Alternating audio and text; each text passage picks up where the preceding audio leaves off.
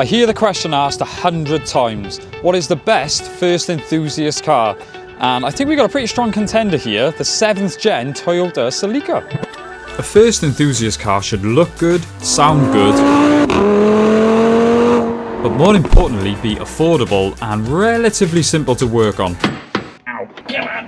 Come on! In my eyes, the 7th gen Celica ticks all these boxes. Yes, it doesn't have the rally pedigree of previous generations, and yes, it doesn't have a turbo, but that's why it's simple and affordable. So, for the younger enthusiast, is this the ideal stepping stone into the horrific life of financial mistakes? Maybe. Georgia, the owner of this Celica, is 25 years old and has quickly turned into an enthusiast. We will run through running costs in a bit, but for now, back to the car. I want to start with the styling. Well, actually, I want to start by saying this car has been in storage for a while. It's absolutely bugging. We haven't had a chance to clean it because we've got a big video coming up. But anyway, forgive us for that. So, I want to start with the styling. Now, I know styling is subjective, and Celicas have always been known to be a bit quirky with their styling, and I think the 7th gen has just taken it that step further to make it look way more modern than the 6th gen. Now, I actually owned the 6th gen, and I loved it, but it did look dated. It looked very odd, but the Celica, the 7th gen, has done a great job. I think even today, it still looks modern. We've got that beautiful 90s coupe design on the side. These headlights that quite literally go halfway up the bonnet, and I remember first seeing these thinking, holy cow, what have they done? But again, it's one of those things that I think has aged really well. They've had fun. You can tell they've had fun designing this. This car was built for a purpose. It's an enthusiast car. It was never a car designed to be used every day, although a lot of people do. You can daily these things, and because of the Toyota badge, you know it's going to last. Front end, so sleek, almost comes to a smooth point at the front, and the straight from the bonnet goes lovely into the badge. And one of my favourite styling cues is, as you go down the side, it goes from curvy to quite pointy. You've got the square there, which almost makes it look like it's got a wide arch kit on there, but the swage line goes from the mirror all the way down. Like I said, they had a bit of fun with this. They took their time with the styling, and as it comes back, you can get them without the spoiler, which looks quite sleek, but also quite naked. And I just think they've absolutely nailed it with the spoiler there. And coming around to the back, very stocky stance, and I think that is my favourite part of the car, the rear quarter. So exterior styling, although subjective, I think it's cool, even today in modern traffic. So this is my girlfriend's car, this is George's car, I'm sure most of you know, so I wanted to give a proper introduction. I've driven this car a lot, and I've been in other cars watching it, and it does look special, it really does, compared to most modern traffic. Very few modifications on this one, which is why I wanted to do this video now. The only mods we've got, she's made a great choice. She knew she wanted gold wheels with the blue, and I think the colour just goes really well. These are Team Dynamic Monzas, and she's wrapped them in none other than Uniroyal Rain Sport 5s, because she does sort of drive this all year round. She is not scared of the weather. We've got a Jap Speed back box, which does sound pretty cool. You'll hear when we get out on the road.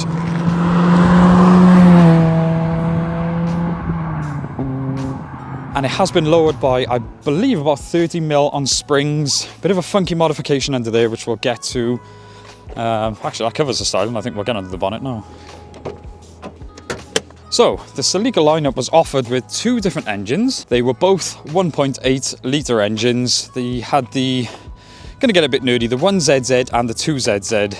Now, the 1ZZ is a VVTi, so it does have variable valve timing, but doesn't have the lift that the VVT Li has. But one thing I found really interesting, a lot of people think they're the same block, and the only difference is the lift, which basically adjusts the cam profile, much like Honda's VTEC system. The bore and the stroke is actually different on both engines, because the 1ZZ was designed way more for economy, so they wanted torque lower in the rev range, and you really can't feel it in these compared to the 2ZZ, which were designed for raw horsepower, which is why you get a much higher red line and obviously the cam profile lift. And to get even more nerdy, this came with the 1ZZ FE, more specifically renowned for burning oil. So the previous owners actually put a 1ZZ FE-D engine, which was out of an import Toyota MRS, or as what we know as the MR2 Roadster. They apparently fixed the main issue, which was the piston rings, to stop it burning oil. Even though it's a Toyota, it does still burn a bit of oil. First enthusiast car, it's a 1.8 litre petrol, no turbos, no superchargers, no hybrid system, nothing to complicate it. A very, very good car to learn on, and that is one of the main reasons George had actually bought this. She's bought it to learn on. And as far as engines go, I mean, it's a Toyota. It's very well designed. Everything is pretty much where you'd want it to be. All these panels come out. So if you're hoping to buy a car and learn on it and look cool in the process, I mean, we're already off to a flying start. The 1ZZ came with 140 horsepower, which is what we got here. Even the FED, although it was updated, the power still stands at 140 horsepower. And trust me, as I said, if you own a Celica, that is the first question everyone is going to ask you. But if they put their nose up to the 140, then they're people you don't want to speak to anyway, because I heard from a lot of people who can drive a lot better than me that the chassis on these are the shining point. And again, we will find that out when we get out on the road. But the VVT Li that came in the T-Sports, things like that, stood at 190 horsepower. That was moved way up the rev range, so much like a Honda, you have got to rev the guts out of it to get anything out of it. The quirkiness is definitely carried on to the interior.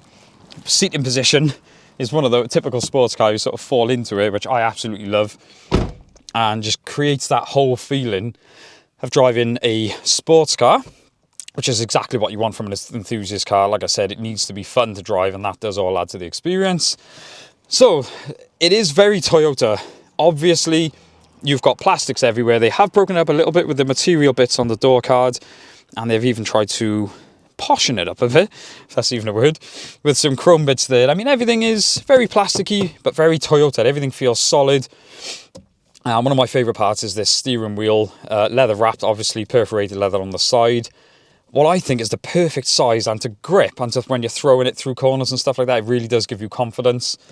Another positive point I really like, these dials, what I do like is the half analog or 2/3 analog. I've even got a digital little thing there, which I must have felt really high tech at the time, especially for a car at this price range. Again, everything very Toyota, very solid, it just works. Hazard switch hidden right behind there for some reason. Storage is quite funky in here. Obviously, you've got very little storage in the door cards there, but there's just this random storage bin just there. Now, a lot of the higher end models, the Japanese model, I believe they came with a computer or something to do with the stereo just there. Going back to the modifications, this isn't obviously the original stereo that came with it, but this one has been updated to have the Bluetooth. Very, very straightforward to use dials. This does actually come with aircon though, but again, in a sports car, you want to focus on driving.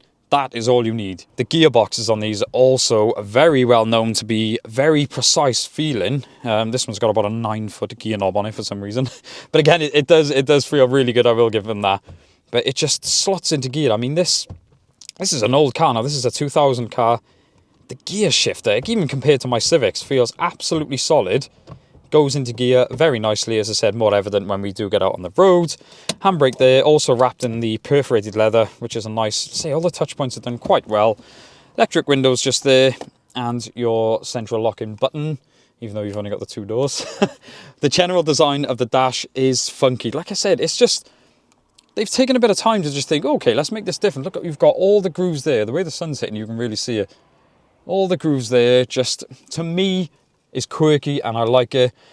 Another sort of unusual option, most of these came with the leather seats. Again, when you're driving quick, even my S2000 really taught me a lesson that in that car, it was like a slip and slide. So when you've got these cloth seats gripping you, yeah, I'd much prefer cloth seats. I suppose it's about time I jumped in the back. Is there are back seats in this thing?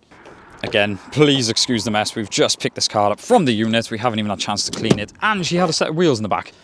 I have actually been in the back of this thing with people in the front.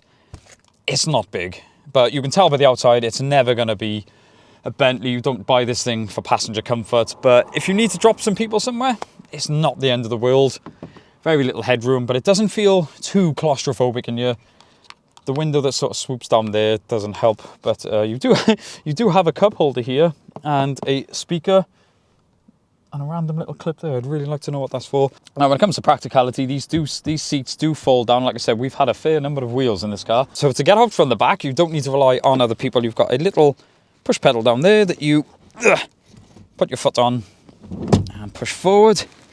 And getting out is not too embarrassing at all. I do like the Celica kick plate just there. It's practical, it's reliable.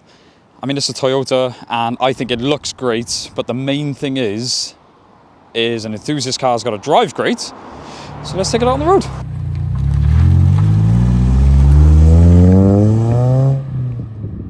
Before we get stuck into driving, I want to state this car seems to have developed a bit of a running issue in the form of black smoke being produced under full throttle, as seen here.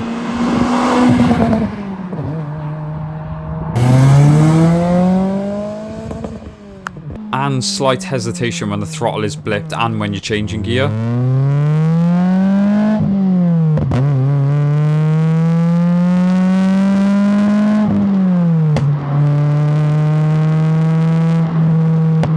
I'm guessing it's overfueling, so it may be an O2 sensor issue or maybe just where it's been parked up for a while.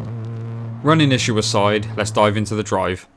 As I've said, one of the many great things about the Celica is that Toyota badge reassures you that it's going to drive. When you run it it drives like a Toyota should. Everything is so intuitive. We've got clutch. Clutch is very light and easy to use. A very sharp throttle response from that rev happy little engine. And even the braking surprised me of just how responsive it is, but not too snappy. It's as if Toyota's sporty division got involved, but the sensible side of it kept it very, very drivable. The gear shift on this thing just encourages you to change gear, and the heel towing, because the throttle is nicely sort of higher up than the brake. People slate these engines for not being as rev happy, for not being as powerful as the 190. You need to drive one of these things. The low down torque is very, very noticeable on these. And even with that back box, the tone that's given to you, which again is just what you want from a fun sports car. Now, the reason I'm making this video is to introduce the car. As I said, Georgia, my girlfriend, she bought this car as her first ever enthusiast car. She daily drives a Mark 8 Fiesta, which is the complete opposite to this car. And when she was looking, there were a few cars she was looking at, and she said she wanted something that looked good and sounded good. At the time, she didn't really care what it drove like. So I actually made the suggestion, because I've always wanted to drive one of these. I've never driven one, never even been up close to one.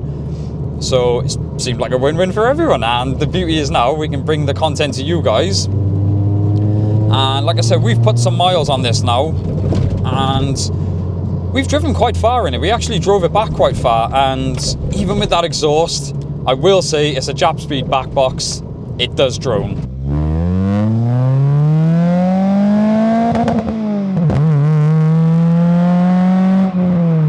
But again, she uses this as a weekend car. Just a bit of fun.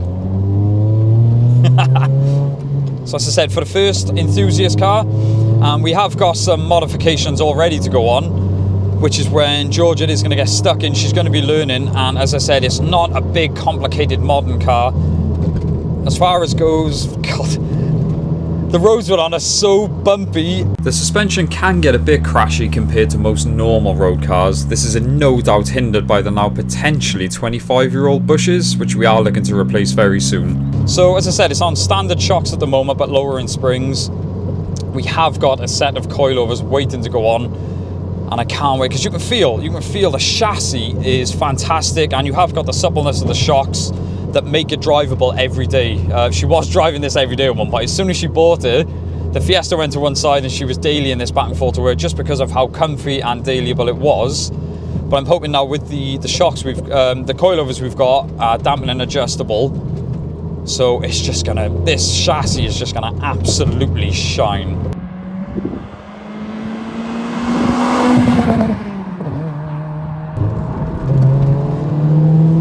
The mid-range pickup is fantastic, and although people say, oh, they're not as rev happy as the 190s, this thing encourages you to rev. And as I said, on these B roads, it really does come alive, and I cannot wait. I think I have convinced Georgia to take this on track, particularly when she gets the coilovers, when we get the handling done. The 140s are so much cheaper than the 190s because they have got this reputation of being not worth having.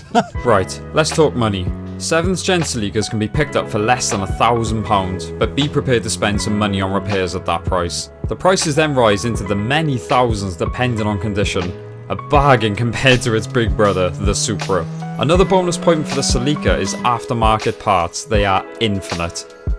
At 25 years old, Georgia paid £597 for a year's insurance with zero no claims bonus, which I was quite impressed with. Road tax here in the UK comes in at £360 per year, which is a bit painful, but when driven carefully, the Celica is said to reach 36 miles per gallon. Service parts and parts in general are plentiful, and because of the Toyota badge, all are reasonably priced. That is my views on the 7th gen Toyota Celica and why I think this car makes the perfect first enthusiast car. As I said, driving these cars just brings me back to the rawness of driving. It's all about driving the car 10/10ths. And I mean, look how pretty it is. You can learn. These are the perfect cars to learn how to turn spanners and things like that. So as I said, this is why I believe. Let me know if you guys agree or disagree. I know these cars always bring up a debate because a lot of people love them, a lot of people hate them. As I said, we have got a few modifications coming with this, a very special video coming up. So I am very curious to see how this car turns out. But yeah, thank you so much for watching, guys. Don't forget to like, comment, subscribe. We will see you in the next one. Boom! This exhaust definitely went boom.